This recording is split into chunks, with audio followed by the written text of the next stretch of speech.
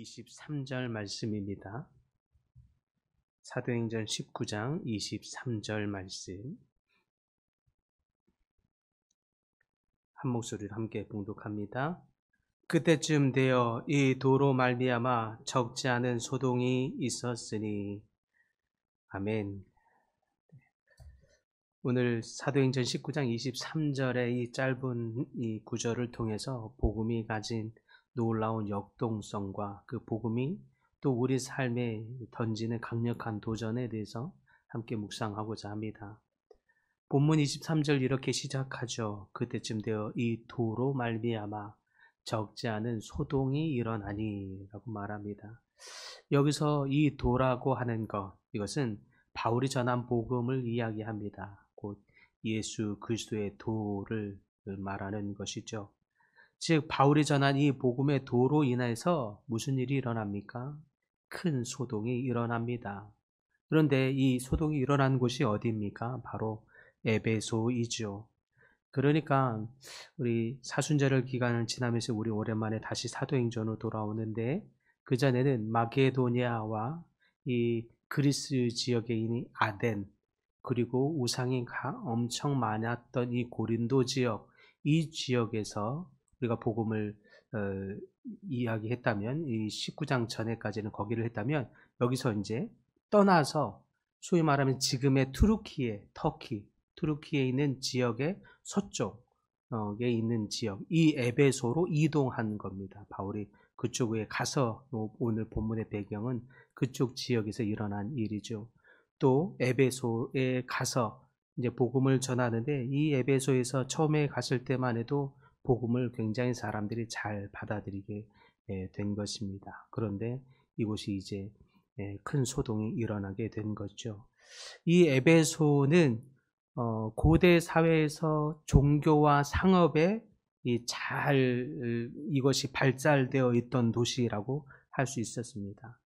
에베소에서도 여전히 우상이 가득했는데, 이 에베소에서의 가장 유명한 신이라고 한다면 그것은 아데미 여신입니다. 아데미 여신. 혹시 터키 지역이나 이런 지역을 소개할 때, 투르키 지역을 소개할 때 과거의 동상들의 모습, 유적지 같은 동상들의 모습을 볼 때에 여러분 그런 모습을 보신 적이 있을 수도 있겠습니다. 얼굴은 한 여신의 모습을 하고 있는데 몸에는 가슴이 한 20여 개 정도가 달려 있는 거예요. 그것이 바로 풍요의 상징으로서 이 여신을 통해, 이 여신을 섬기면 굉장히 풍요함과 부유함을 준다, 이렇게 해서 이 아데미 여신, 이 여신을 섬기는 일이 굉장히 유명했습니다. 심지어는 이 여신을 섬기는 이 아데미 신전을 중심으로 인해서 생계를 유지하는 사람들이 에베소 지역에서는 굉장히 많았고요. 그래서 그들에게는 이 아데미 여신을 가지고 있다는 것, 이것이 그들에게는 프라이드, 자랑거리였습니다. 그런데 어느 날 바울이라고 하는 사람이 이 지역으로 와서는 이상한 복음을 전한다는 거예요. 그러더니 바울이 말하길, 여러분, 사람의 손으로 만든 그 신은 진짜 신이 아닙니다 라고 말하는 거죠. 이 말은 그들의 삶의 터전을, 또 삶의 기반 전체를 완전히 흔들어버리는, 무너뜨리는, 그들의 삶을 부정하는 일이 되고 맙니다. 그래서 에베소 전 지역이 발칵 뒤집어진 거죠. 이 아데미 여신은 소위 말하면 한 지역에서만 유명한 신이 아니라 전국구, 세계적으로도 사람들이 이 아데미 신전에 와서 절을 다하면서 풍요와 부유함, 성공, 이것을 얻으려고 하는 수많은 사람들이 와서 순례를 하던 지역인데, 세상에 바울이 그 일을, 그 신전을 완전히 부정하는 이야기를 하고 있기 때문입니다. 그 중에 대표적인 사람이 더메드리오라고 하는 사람인데요. 이 더메드리오는 그 아데미 여신으로 인해서 그 신전을 만들면서 그것으로 인해서 생계를 유지하던 대표적인 사람 중에 하나가 더메드리오였습니다. 그래서 이 더메드리오를 중심으로 인해서 바울과 바울의 일행에 대해서 아주 큰 비방과 이 고소를 하는 일들을 보게 되는 거죠. 우리는 이 장면에서 중요한 진리 하나를 발견하게 됩니다. 그것은 복음은 항상 우리의 삶의 기반을 흔든다고 하는 사실입니다. 우리는 이것을 영적 전쟁이라고 말하죠. 복음이 우리 삶에 들어올 때는, 또 우리 복음으로 인해서 우리 삶에 회복이 있을 때는, 또 복음으로 인해서 우리 공동체와 교회에 회복이 있을 때는 반드시 큰 분란이 있기도 하고, 큰 도전이 있기도 하고, 큰 흔들리는 기반이, 삶의 기반이 흔들릴 것 같은 거절과 거부와 저항이 있습니다. 지금 에베소가 그러고 있습니다. 그들이 그동안 믿어왔고 자랑스럽게 여겨왔던 이 삶의 기반을 송두리째 흔들리는 이 일로 인하여 큰 소동, 영적 전쟁이 벌어지고 있습니다. 실제로 우리 삶에 복음이 들어올 때도 바로 이와 같은 일들이 있죠. 복음이 마냥 편안하고 아주 부드럽게만 오지는 않습니다. 때로는 복음은 우리 마음의 평화를 깨뜨리기도 하고, 우리 삶에 있는 악을 들추어내기도 하고, 또 우리 속에 있는 숨겨진 죄들을 깨닫게 하기도 하고, 그러한 정화의 작업 때문에 우리 삶의 마음이 흔들리고 갈등을 일으키게 됩니다. 내가 지금까지 가져왔던 이 삶의 틀, 특별히 내 삶에 내가 잘 신앙생활 했다고 하고 믿어왔고 또 자부심을 가져왔던 삶의 기반들이 아니라고 하는 것 같은 느낌이 있을 때면 더 큰 저항이 있습니다. 어떤 사람에게는 학벌로, 또 어떤 사람에게는 돈, 재정으로, 어떤 사람에게는 직업으로, 이런 것들로 삶의 안정감을 가져왔는데 어느 날 말씀하기를 그것은 여러분의 정체성이 되지 못합니다 라고 하면 이것이 우리 마음을 굉장히 힘들게 하는, 평화가 깨지는 일이 소위 말하면 벌어진다고 하는 거죠. 여러분, 그것이 여러분의 삶의 가치가 되지 못합니다. 오직 여러분이 하나님의 자녀인 것이 여러분의 삶의 가장 소중한 가치가 됩니다.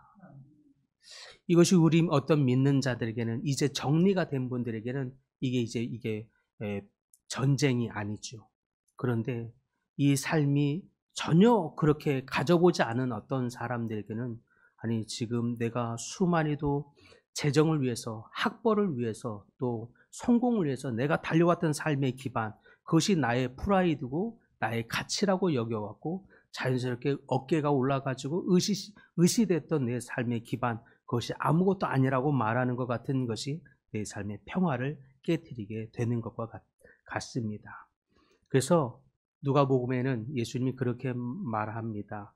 내가 너희에게 화평을 주러 온 줄로 생각하지 말라. 화평이 아니라 검을 주러 왔노라. 이 말의 뜻이 바로 복음이 우리 삶에 일으키는 잘못 세워져 있는 거짓된 정체성, 삶의 기반들, 이것을 흔드는 일이라고 하는 뜻입니다. 그것으로 인해서, 그것이 흔들려지고 깨어지고 부서짐으로 인해서 오히려 복음이 여러분의 삶에 굳건히 잘 정립될 수 있기를 바랍니다.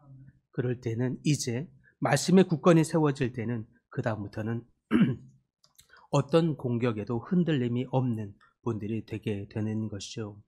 그러다 보니까 이 복음은 때로는 우리 삶에 조용하게만 오지 않습니다. 어떤 사람들은 복음을 편안하게만, 또 복음을 아주 따뜻하게만, 그렇게만 생각하고 그렇게만 받아들여지기를 원합니다.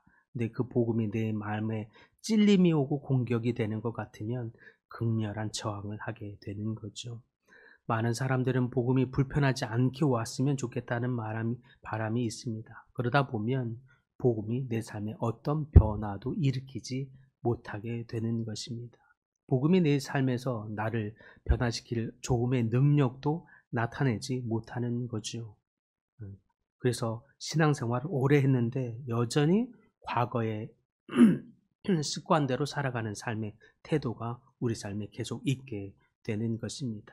그러나 복음의 빛은 우리 죄를 분명히 깨닫게 하고, 그러다 보면 이 복음이 우리의 마음에 찔림을 주기도 하고, 그로 인해서 우리로 회개케 하며, 그래서 또 우리로 하여금 세상의 정욕과 또 세상의 욕망으로부터 벗어나고자 하는 씨름을 주기도 합니다. 그래서 결국 우리 삶의 방향을 돌이키게 만들고, 우리가 우상처럼 쫓았던 삶의 성공과 돈, 부귀영화, 학벌이라고 하는 이 헛된 우상과 같은 삶의 목표들을 바꾸는 일들, 그것이 바로 복음의 능력입니다.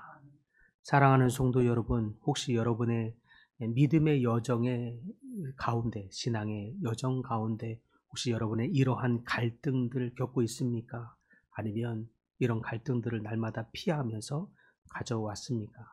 때로는 그 복음을 믿는 것이 여러분의 가족과 친구와 세상에서의 삶의 터전 안에서 부딪히는 적은 없으십니까?